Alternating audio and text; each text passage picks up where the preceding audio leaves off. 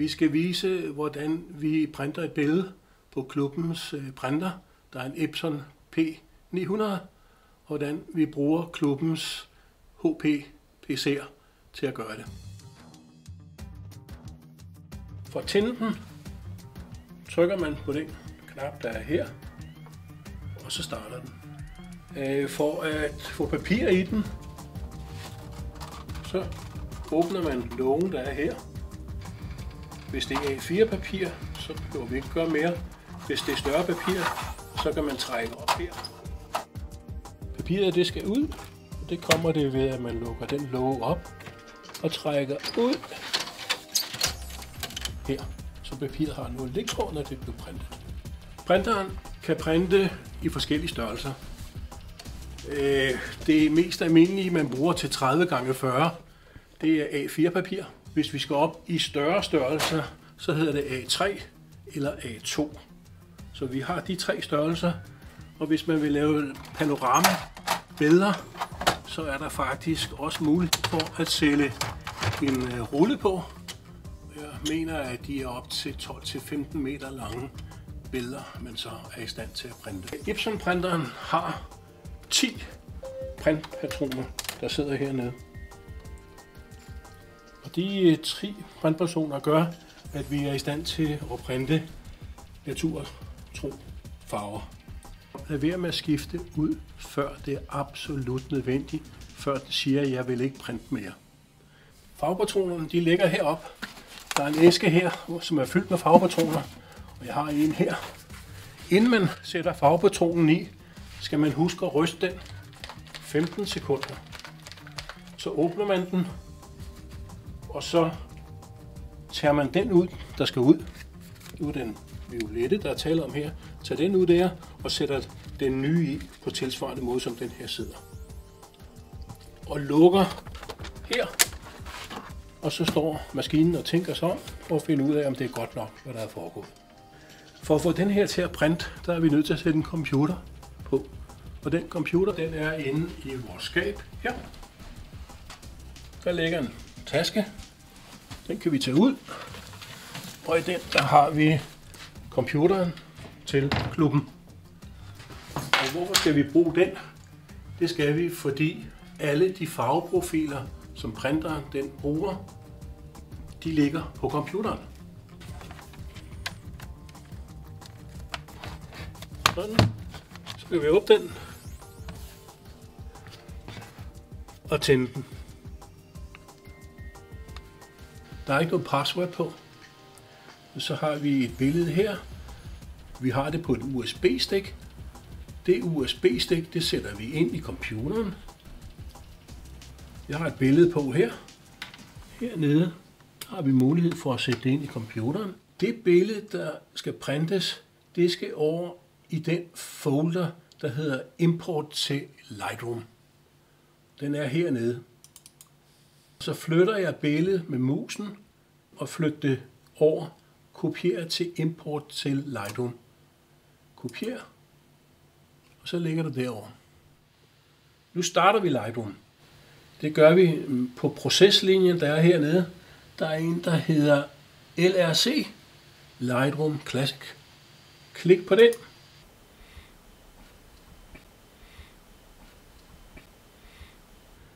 Nu skal vi have billedet printet.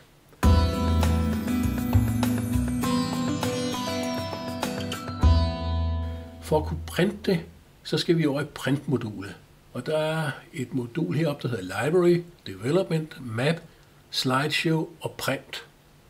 Og når vi kommer over i printmodulet, så vil I se noget på venstre side, der hedder Template. Og der har jeg lavet Epson P900 må ikke ændres. Der ligger de 3 forskellige papirtyper. Der ligger lustre, der ligger high gloss, og der ligger Baryta. Og jeg har lavet dem for A4. Hvis vi siger, at det billede, vi har her, det vil jeg gerne printe i Canson Lustre Premium med den farveprofil, der hører til der, så kan jeg gå ind i Page Setup, Vi har printeren her og egenskaber. Hvis der er problemer med Wi-Fi, så kan man altid putte USB-kablet, som ligger ved siden af printeren, i computeren, og så kan man køre. Når vi går ind og kigger på, hvad der er vigtigt her, så kan I se, at det er Canson Photo Lustre 310. Farve, kvalitetsstyring, ingen farvejustering. Det er utrolig vigtigt, når man printer, at det ikke er to, der sidder og bestemmer, hvad det er for farver, der skal ud. Vi vil ikke have, at printeren skal bestemme noget, så derfor har vi sagt, at den tilstand, den skal være i, ingen farvejustering. Det er Lightroom, der skal bestemme, hvordan det foregår. Så når man printer på printeren, så skal det altid stå på den måde her med farve, kvalitetsindstilling, og kvalitetsindstilling, det er 1440 x 1440 dpi, som står herovre i hjørnet. Hvis I printer på et større stykke papir, så kan I ændre det her. I kan gå ind og se serie A, og der kan vi se de forskellige typer. Vi har A3, vi har også A2, der er også noget, der hedder A3+, og i det øjeblik, man trykker på det, så bliver papiret større, som man printer på. Nu printer vi på A4-papir. I må gerne gå ind og ændre de her ting. I må bare ikke skrive oven i den farveprofil, jeg har lavet. På højre side, der går I ned, allernederst faktisk i modulet, og skriver her profil. Der står P900i Pro Canson Photo Lustre. Det er en farveprofil, som jeg har lavet til printeren. Det er ret meget vigtigt, at de farveprofiler, der bliver brugt, de er lavet til den printer, der bliver printet på. Så derfor har jeg nu sagt til Lightroom, at den skal bruge en farveprofil, der har det navn her. Det skal være relativt, og der skal være, erfaringen har vist, at det er en god ting, at der er lidt brightness på plus 14 og lidt kontrast på 4, for at få det til at virke. Hvis det er A4 i printer, så vil I kunne trykke på print nu, og så vil den printe det, hvis vi ellers har sat noget papir i. Læg mærke til billedet, der er heroppe. Der vil I kunne se størrelsen på det, og den fortæller også, hvor mange ppi der er. 524 ppi. I må aldrig komme under 130, så bliver det ikke godt at se på. Men 524 til en A4-størrelse, det er super fint. Hvis I vil manipulere lidt med de ting, som der ellers ligger i, så kan man gå ind i layout. Og her kan man se, at når man ikke printeren kan printe helt ud til kanten. Når man ikke printer helt ud til kanten, så forlanger den 2,8-3,2 mm på siderne for at komme til at printe.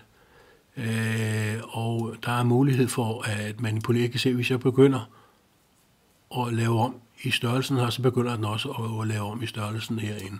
Så der er mulighed for at lave alle de ændringer, som I har lyst til i printmodulet.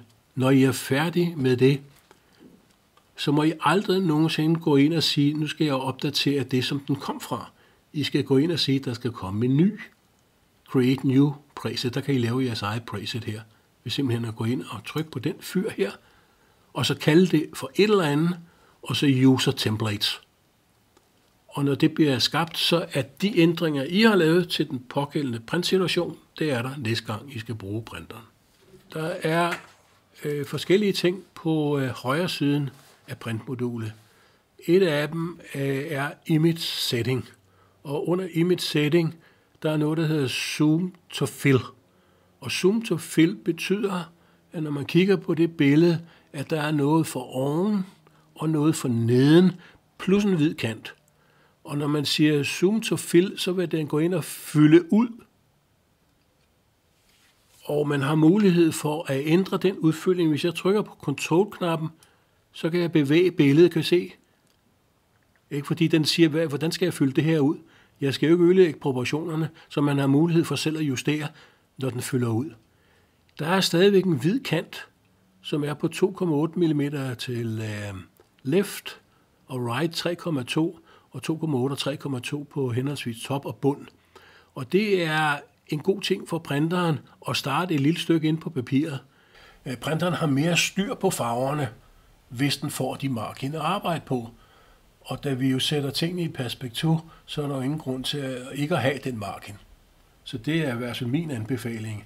Hvis man gerne vil have det helt ud til kanten, så går man ind i Page Setup, i egenskaber, og under egenskaber, der er noget, der hedder uden kant.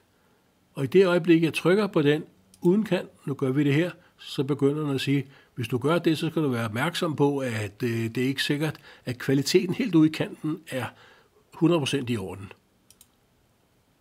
Når man har gjort det, og trykket på OK her, og OK her, så kan man sørge med at gå ind og fjerne de der, så kan jeg lave dem om til 0.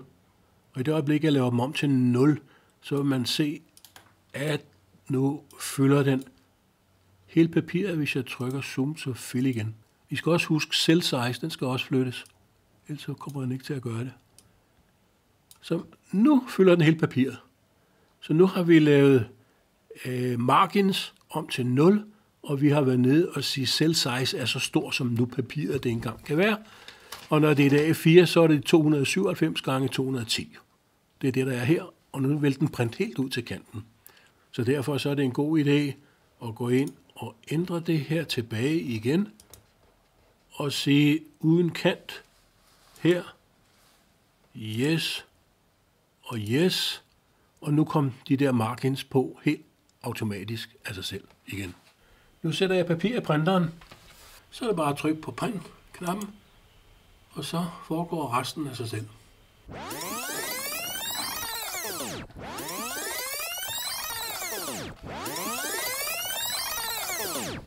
Så ser vi på printet, og det er ikke så ringe, som en jøde vil sige. Farverne holder i 99 år.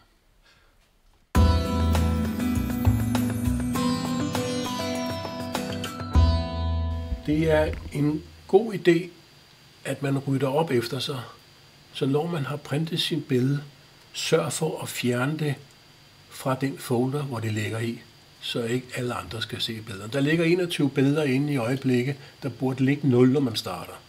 Og måden, man rydder op på efter sig, det er, at når man er inde i Auto Import et foto, kan man trykke på Ctrl A, og i det øjeblik, jeg trykker på Delete-tasten, så vil alle billederne forsvinde.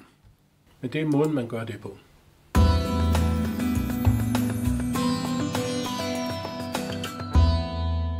Klubben har indkøbt 3 forskellige typer papir.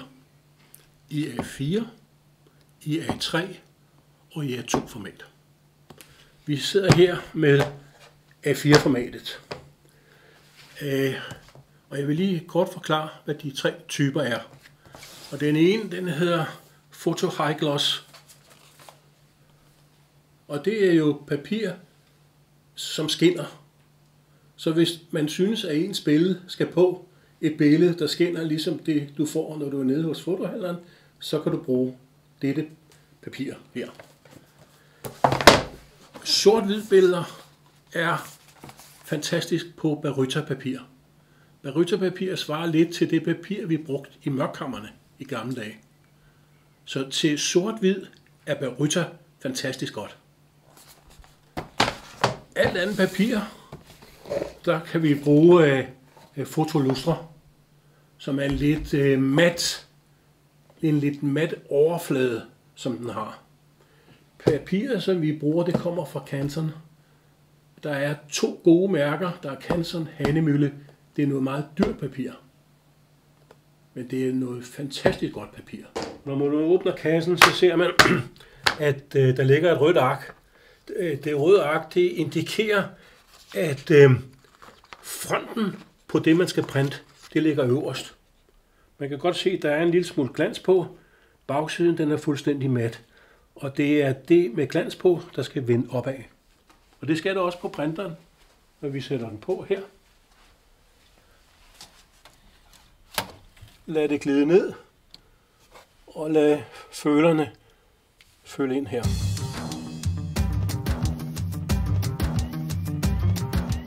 Klubben har en rigtig god printer. Vi har et setup her, der gør, at I er i stand til at printe nogle rigtig flotte billeder. Så brug printeren, og brug den med det setup, der er her. I skal bare sørge for, at mine profiler ikke bliver ødelagt. I må lave jeres egen uden fra mine.